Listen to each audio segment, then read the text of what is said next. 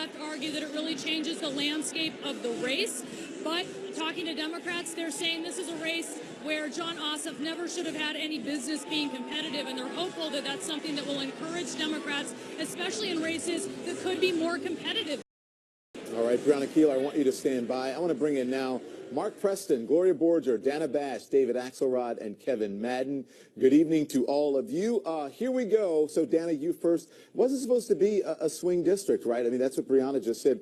This seat in the northern Atlanta suburbs has been held by a Republican for nearly 40 years.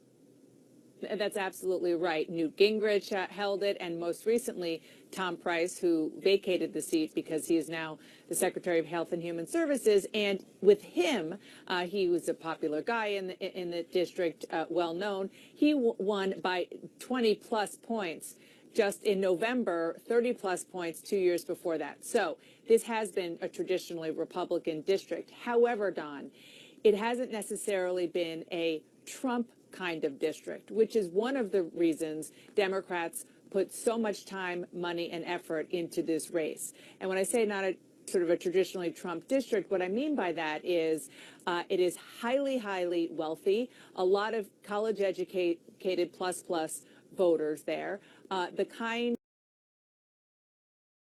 Більше не потрібно обирати між фарбованим та непошкодженим волоссям. Тепер ти можеш мати все. Революція від Швар.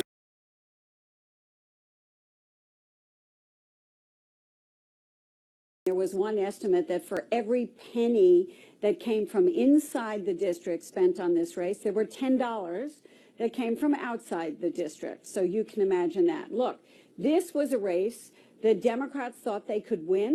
It was the kind of district, affluent, some minority, higher educated, that they thought they could take a candidate and run against Donald Trump. But what the Republicans did, and I've been communicating with a consultant who worked on this race tonight, what the Republicans did was they had Karen Handel run against John Ossoff as a liberal and a Pelosi Democrat, and not focus as much on Donald Trump. I mean, he was about 45% popularity in the district, although we're not sure about that, which is higher than the national level. So she didn't focus on Donald Trump, and neither did he, right? Right. Well, and neither did he. He focused on health care. He focused on the issues. And she wasn't hugging Donald Trump that hard. She was just saying, look, this is just another liberal. And they tried to get Republicans to put their shirts back on. There were 36,000 of them, we're told, who sort of didn't vote in the primary, and they tried to get those, they targeted those people and said, come back and vote in this election because we need you, and they did.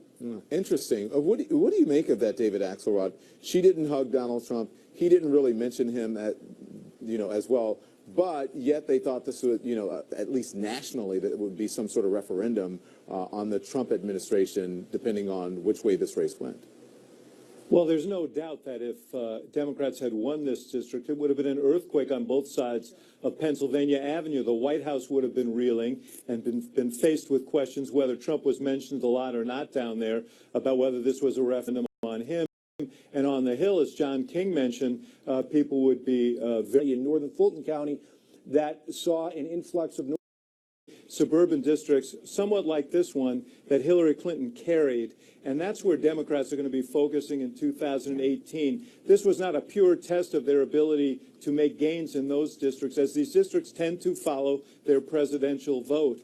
And so Democrats are still going to look at those districts and